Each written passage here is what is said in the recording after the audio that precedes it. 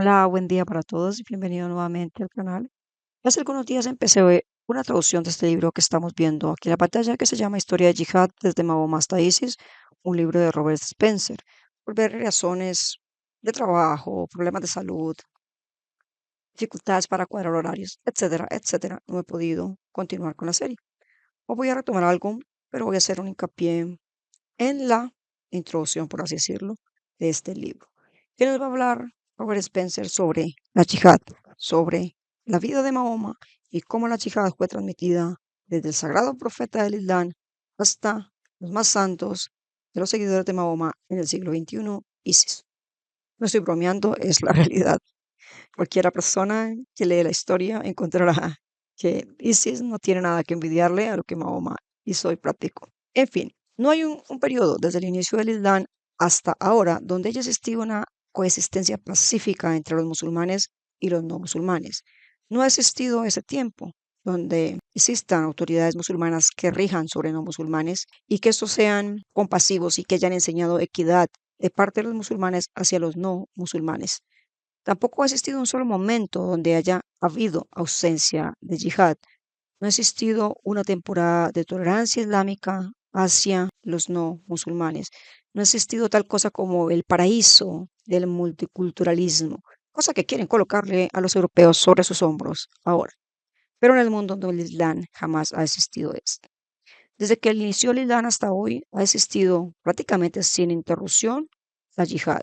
El mito del paraíso al andaluz o el paraíso andalusí, donde supuestamente las tres grandes religiones de la historia convivieron pacíficamente por muchísimo tiempo en la España ocupada en la Edad Media, es eso, un mito. Y podemos leer sobre esa historia, tanto en castellano como en español, perdón, como en inglés. El mito del paraíso andaluz, un libro que fue escrito por un descendiente de cubanos, es decir, un descendiente de españoles, que se llama Darío Fernández Morera, quien vive en Estados Unidos y que da con lujo de detalles el tratamiento de los no musulmanes bajo ese paraíso llamado Andalucía. Ahora, las enseñanzas sobre la yihad o la guerra santa del Islam se encuentran en varios versos del Corán y se encuentran además en varios lugares de la zona de la historia islámica, de las biografías de Mahoma, incluso reportados en la Sharia islámica. En el Corán encontramos varios versos donde Alá exhorta a sus seguidores a que hagan la guerra santa contra los infieles. Y en las colecciones de hadís, obviamente Mahoma, que habla, pues según los musulmanes, solo sabiduría de Mahoma, perdón, de Alá, ordena a sus seguidores para que luchen, peleen contra aquellos que no creen en Alá y que no creen en el último día y que no prohíben lo que Alá y su mensajero ha prohibido y que no practican la religión de la verdad. Es decir, que peleen contra la gente del libro hasta que esos paguen la jizya, es decir, el impuesto de capitación. El impuesto que se llama decapitación porque si no lo pagas, literalmente perderías tu cabeza. Y ese no es el único mandamiento que se cuenta en las fuentes islámicas. Lo que acabo de leer lo encuentra y lo puede leer en la Sura 9 o At-Taba, verso 29 al 30 en el Corán. Y en la colección de Mahoma encontramos, por ejemplo, en la colección de Riyad al-Salihin, pero también está en Sahih al-Bukhari o en Sahih Muslim, que el profeta de Alá dijo que el día del juicio final no vendría a menos que los musulmanes peleen contra los judíos y estos se escondan detrás de un árbol o una piedra y la piedra o el árbol dirá, oh, musulmán, hay un judío detrás de mí, ven y mátalo. Así de amoroso es Mahoma con los no musulmanes y así de amoroso es Alá con los no musulmanes. Ahora, en los Sunnah de Mahoma hay cientos de hadices que hablan de esto y esto refuerza lo que el Corán dice. Hay un solo ejemplo que voy a decir, lo encuentra en Sahih Muslim y él dice, en mensajero de Alá, lucha en el nombre de Alá y en el camino de Alá, lucha contra quienes no creen en Alá, haz la guerra santa, no malverses el botín, no rompas tus promesas, no mutiles los cuerpos muertos, no mates niños cuando te encuentres con tus enemigos, quienes son politeístas. Invita a estos a las tres acciones. Ahora, ¿cuáles son las tres acciones? Más adelante el hadith nos dice, pero aquí continúo. Si ellos responden a cualquiera de las acciones, tú debes aceptarlo, es decir, el musulmán debe aceptarlo y abstenerse de hacerles daño. Una de las acciones es invitarlos al Islam. Si ellos responden, desiste de luchar contra ellos. Si ellos rehusan a aceptar el Islam, demándales el pago de la jizya. Si ellos aceptan pagar, debes aceptarlo y alejar tus manos de ellos. Si se rehúsan a pagar el impuesto, busca la ayuda de Alá y lucha contra ellos. Es claro que Mahoma le dijo a sus seguidores que debes invitar a aquellos que estás combatiendo al Islam. Si estos se niegan a ingresar al Islam, exígeles el pago de la jizya. La jizya es el impuesto que se coloca sobre no musulmanes y que consiste en algunas fuentes islámicas de hasta el 50% de lo que tú ganas anualmente. Si los infieles se rehúsan a aquellas dos nobles acciones, solo les queda a los musulmanes la última, que es luchar contra ellos. Así como vemos, las órdenes de Mahoma son imperativas, son un mandato, y le dice a los musulmanes que deben forzar a los no musulmanes primero a convertirse al Islam. Si estos se niegan, deben subyugarlos y obligarlos a pagar el impuesto de capitación, es decir, la jizya. Si estos se niegan a las dos opciones primeras, deben asesinarlos, porque ¿cómo van a resistirse a tan grandes y hermosas ofertas generosas que el Islam trae para ellos? Ahora, lo que le acabo de comentar se encuentra reforzado en la Sharia, es decir, en la ley islámica. Por ejemplo, uno de los manuales más importantes de la ley sunita de los sunitas es Reliance of the Traveler o la confianza del viajero. En la sección 09.8 dice, la yihad menor significa hacer guerra contra los no musulmanes. Además, en ese manual encontramos cosas como que la comunidad musulmana se dirige o es dirigida a hacer guerra contra judíos, cristianos y zoroastrianos hasta que ellos se conviertan en musulmanes, paguen los impuestos que los no musulmanes. Eso lo encuentran en la sección 09.8, perdón. Continuando, los sunitas, que son los mayores grupos de los musulmanes en el mundo, tienen varias escuelas de jurisprudencia, entre las que encontramos los Shafi, Hanafi, Hanbali y Maliki. Estas no son dos escuelas tradicionales en las cuales tú vas a estudiar ciencias o matemáticas. Son escuelas para la interpretación del pensamiento islámico, la interpretación del Corán. En el manual citado, en el de Reliance of the Traveler, ese fue originado en la escuela del pensamiento Shafi. En la escuela Hanafi hay una interpretación ligeramente diferente y ya les comento de qué se trata. Aquí dice que a los infieles, es decir, a los no musulmanes, se les debe hacer el llamado al Islam. Es decir, se les debe decir a ellos que el profeta le dijo a sus seguidores, a sus comandantes, que llamaran a los infieles al Islam.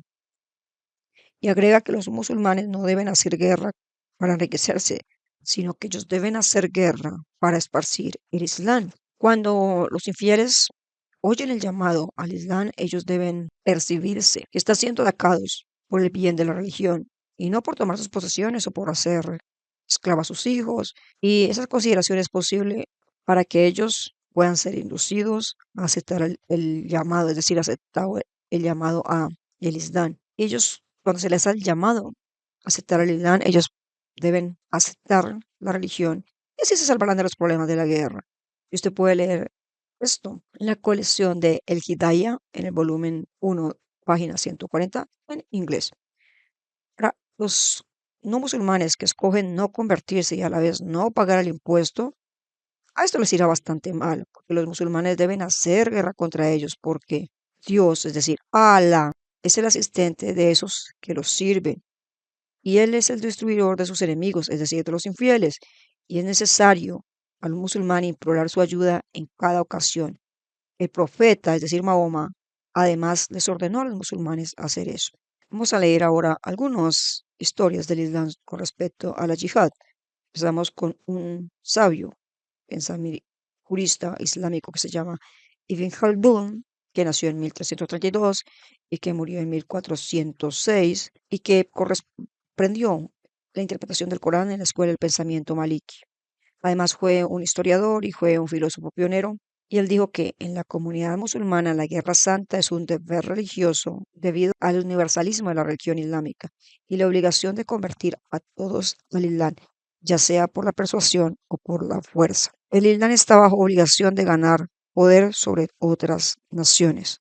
Ahora, Ibn Taymiyyah, un célebre erudito islámico de la Edad Media, nacido en Harran, actual Turquía, y muerto en Damasco, actual Siria, nació en 1263 y murió en 1328, ordenó que, dado que la guerra es legal, es decir, que la yihad es legal, ese es la yihad, su objetivo es completamente de Alá. La palabra de Alá es más alta que todas las demás cosas, por lo tanto, según todos los musulmanes, aquellos que se interpongan en el camino pues del llamado del Islam deben ser combatidos. Eso es lo que dicen las autoridades antiguas, pero ni una de las escuelas sunitas de jurisprudencia ha sido jamás reformada de esas directrices de estos dos eruditos que estamos citando, pero existen otros eruditos que dicen lo mismo. Ahora, en la escuela chiita enseñan algo más o menos similar, que no entraremos en detalle en este video. La yihad como una lucha espiritual es un concepto secundario en ambos casos, aunque lleva la designación de gran yihad. En nuestra época, el hecho se ha vuelto, un hecho que es obvio al leer las fuentes islámicas, se ha vuelto controvertido. Y quienes señalan esto, es decir, quienes dicen que la yihad es una guerra santa en la que se debe someter a a los no musulmanes por la fuerza, son vistos como intolerantes. Sin embargo, cuando leemos los récords históricos del Islam, esos hablan por sí mismos y lo hablan de manera clara y alta. Por medio de este libro esperamos que los que nos oyen, es lo que dice Robert Spencer, por medio del libro, los que leen, en este caso, por medio de los que oyen estos videos, y quienes comprenden inglés, tal vez si se animan a comprar el libro y quieran leerlo, con un mente abierta, por favor, estén dispuestos a considerar los hechos históricos del Islam y que últimamente se han convertido en poco bienvenidos y que raramente son expuestos en Occidente y más en la ocupada España y en América Latina, que tiene sus múltiples problemas sociales históricos. No existe multiculturalismo ni tolerancia de parte del Islam, sin embargo, grupos y movimientos de izquierda radical y el Islam quiere colocar sobre Europa y sobre países de Occidente multiculturalismo y tolerancia. Les dejaré el libro, allí está, en inglés, y las fuentes citadas las voy a colocar en alguna parte del video, porque Robert Spencer siempre da una lista extensa de todas las citas que él coloca en sus libros. Lo más importante de todo esto es que son fuentes islámicas serias. Él no está copiando de Wikipedia, no está copiando de eruditos modernos, sino de eruditos serios considerados por los musulmanes como las bases de fundamento del pensamiento islámico. Ahora, si usted llegó hasta aquí, yo solamente le pido una cosa: comparta la información, comenten los videos, dele me gusta. Y eso puede que parezca para usted de poco valor, pero en el caso nuestro, esto ayuda a que la información llegue a otras personas. Es más, si usted vive en España, comparte la información, tal vez pueda comprar el libro, de pronto sepa inglés mejor que yo. Y el libro es fundamentalmente interesante porque realmente muestra las fuentes islámicas y lo que a través de la historia han dicho los eruditos y han practicado los seguidores del Islam con referente a la yihad. Gracias por estar aquí. Trataré de no demorarme otros 3 meses en postear el siguiente video. Y por favor, si es español, estudie el Islam. Le servirá mucho para defender su familia y su país. Que Dios los bendiga.